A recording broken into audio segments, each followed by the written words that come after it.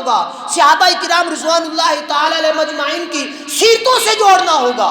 جب ہم سیرت سیدنا صدیق اکبر سے جوڑیں گے اپنا تعلق، کوئی ظالم نہیں رہے گا۔ سیدنا فاروق اعظم رضی اللہ تعالیٰ عنہ کے ساتھ جوڑیں گے، کوئی بے عدل نہیں رہے گا۔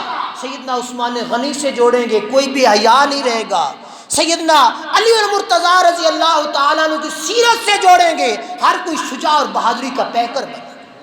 وجہ یہ ہے کہ ہم لوگ بک گئے، ہم لوگ غلام بن گئے۔ یہ ملک پاکستان خالصتاً آزادی کے لیے حاصل کیا گیا، لا الہ الا اللہ محمد رسول اللہ کے دستور پہ حاصل کیا گیا۔ ذہنی طور پر جسمانی آزادی ہم لوگوں نے حاصل کر لی، ذہنی آزادی آج تک ہم لوگوں کو نہیں ملی۔ ہر بندہ محکوم ہے، غلام ہے، ہر بندہ مجبوری کی زندگی بسر کر رہا ہے۔ کوئی کسی چودھری کا سیری ہے وہ مجبور ہے، کوئی کسی دوسرے کا ملازم ہے وہ مجبور ہے۔ ہم کما حق ہو ملک پاکستان کا ہر فرد، ہر شخص آج مجبوری کی زندگی بسر کر رہا ہے، آزادی کی زندگی بسر نہیں کر رہا۔